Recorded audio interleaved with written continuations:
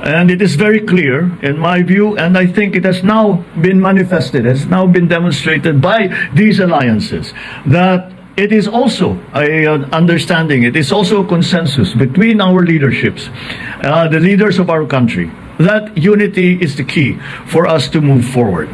If we are spending our time, our resources, and our energy with opposing one another for political means, then we have very little time, resources, and energy left for transforming our country into a better place, to transforming the lives of our people, and to say that we came into office, and when we leave office, that we leave the Philippines a better country, and we leave the Filipinos in a better condition than we found them when we first came into office.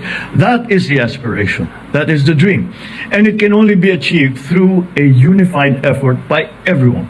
And there is nothing more that we can do but to continue to work for that dream. And this alliance now with the Nacionalista Party, as I said, is a very natural alliance. Ang ating ginawa ngayong today, we have the opportunity to forge another partnership that will broaden the grand coalition working under the banner of Bagong Pilipinas. With this, we form a strong united front that will help us fulfill our shared goal for the Filipino people. And I'm sure everyone will agree that our goal is to strengthen the foundation of our nation to better serve our people. Tamang-tama dahil nga ang kasabihan sa NP ay higit sa lahat ang bayan. At yan ang ating sinusundan na pag-iisip. Ang pinakamahalaga ay magkasundo tayo kung ano man ang pinakamaganda para matulungan natin ang ating mga kababayan. Yan ang ating gagawin at sabay-sabay nating gagawin.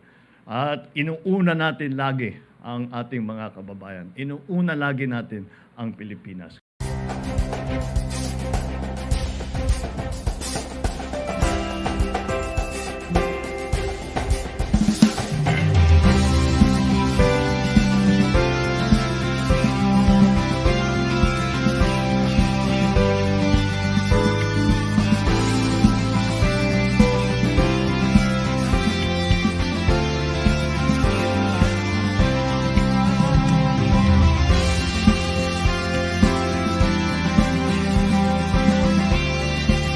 Today, we have the opportunity to forge another partnership that will broaden the grand coalition working under the banner of Bagong Pilipinas.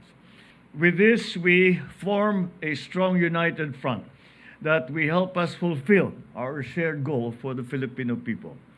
And I'm sure everyone will agree that our goal is to strengthen the foundation of our nation to better serve our people. Tamang-tama dahil nga ang kasabihan sa NP ay higit sa lahat ang bayan. At yan ang ating sinusundan na pag-iisip. Ang pinakamahalaga ay magkasundo tayo kung ano man ang pinakamaganda para matulungan natin ang ating mga kababayan. Yan ang ating gagawin at sabay-sabay nating gagawin. At inuuna natin lagi ang ating mga kababayan. Inuuna lagi natin ang Pilipinas.